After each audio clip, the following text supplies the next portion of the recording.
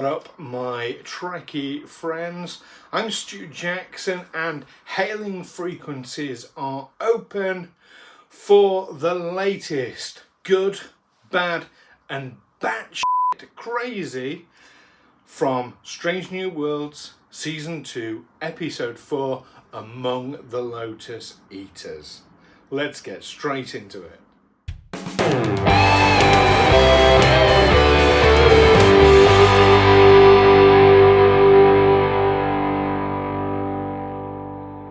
Okay, so welcome back everyone. What an amazing episode 4 is. Before we say anything about it other than its title, Among the Lotus Eaters, we need to go straight to red alert because this will contain spoilers for Strange New Worlds Season 2 Episode 4, Among the Lotus Eaters. So if you haven't watched that episode yet and you don't want spoilers, stop this video now, go and watch it, then come back and join us. See if you agree with what I say was the best moment from it, the worst moment from it, and the most batshit crazy. So I just think this was an absolute brilliant episode, and how amazing to go back to Rigel 7. Of course, we saw a sort of flashback recreation of that in the pilot episode of Star Trek The Cage, where the Telosians, I've lost that word just for a moment there, the Telosians of course recreate Pike's visit to Rigel 7. So yeah, it was absolutely brilliant to revisit Rigel 7 in that way. Absolutely loved it, and I thought putting them in cages outside, because of course the pilot episode was called The Cage, I thought that was a nice little nod, a nice little, you know, if you know you know kind of thing, kind of moment there. So yeah, so let's dive straight in with the good. First of all, for me, overriding everything else, and this was a great episode, no doubt about it, was this return to an absolutely philosophical proposal and dilemma, putting forward the idea, is it better to effectively numb memories that are painful, or do we need them to move forward? That's what I saw as the overriding premise of this episode. All too many times in modern life, we all suffer pain, we all have difficult times in life, and we tend to numb them.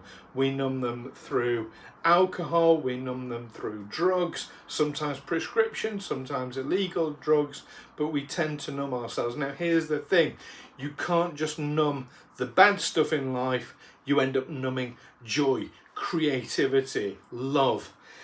Now this is not a TED talk, I appreciate, but that's effectively what this episode does, by sort of flipping it on its head and saying, well, no, what if rather than just it numbing the emotions and keeping the memories, we numb the memory and keep the emotion. And we saw how that played out here, and I thought it played out absolutely brilliantly. And it was really also quite a deep dive into an exploration of what truly makes us who we are. What, if you strip everything away, who are we fundamentally as people? And I thought that was great to see as well. So that's what I would say is the best part about this episode, is that return to the old school Star Trek, that philosophical dilemma. Now on to the bad. I've got to say, I found it a bit strange that the ship would be affected by this memory wiping I mean, weren't wiped, they were blocked, but this memory blocking radiation. This is a starship. This is a starship that's travelling to strange new worlds out in the galaxy. There are all kinds of radiation that come off stars, from nebulas, just cosmic radiation around at all times. I found it really strange that the ship wouldn't have kind of inherently built into it full-on radiation shielding. Maybe it was that it was a special kind of radiation that they didn't have a barrier to. I don't know. Maybe there's some sort of canonical explanation there, and I fully accept that. But I thought that was a bit, that the radiation sort of affected them so readily. Yeah, that was a bit of a moment for me. But overall, I've got to say I loved the episode, so it wasn't that big of a thing for me. But yeah, that was the one that required the most sort of mental gymnastics, mental stretching to get my head around. And on to the most batshit crazy moment. I've got to say, this is a toss-up between whose moment it is. We have, on the one hand, you've got Pike dealing with Zack towards the end when he's not got his memory back and he is losing his shit, and I am there for it. I liked seeing Captain Pike getting that level of angry. I thought that was particularly satisfying to watch. So yeah, I was definitely on board for that, and seeing the way that Anson Mount sort of threw himself into that part of the role was really, really great. But likewise, Erica realizing that, you know, she's the pilot, you know, when she's lost her memories and she's there in a room and she's like getting her head around, I'm the pilot, and that repeated affirmation. I mean, that brings me back around to the good part, you know, repeated affirmations to ourselves are so important to remind ourselves of who we fundamentally are. So yeah, I was definitely there for that.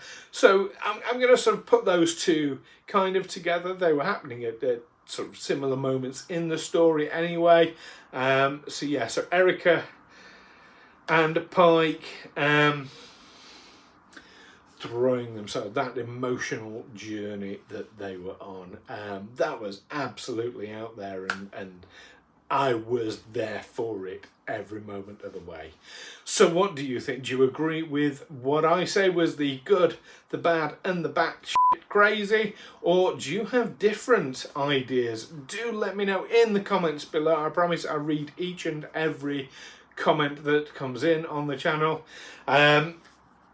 And I want to hear what you thought of this episode as well. And don't forget, while you're at it, to like and subscribe so that you get notifications of this and future episodes. One last thing I'm going to give you before I go, though. This was kind of like an honourable mention for the batshit moment, was when, of course, the Enterprise threw a rock with its tractor beam. This is something that's been happening more and more frequently in Star Trek over the last couple of years, I've noticed. So our Star Trek Livingston game, I need to work out some sort of mechanic for how the crew of the Livingston can do that, because I've got a feeling they're going to want to at some point. So Modifius, if you're watching, we need a ruling about how that would be done. Otherwise I'm just going to have to make it up as I go along, which I do a lot of the time anyway, GMing that game. If you watch it, you'll know exactly what I'm talking about. So there we go. Join us next week for another good, bad and batshit crazy video, exploring Strange New Worlds Season 2 Episode 5. I can't wait. I look forward to seeing you then. In the meantime, peace and long life. Live long and prosper.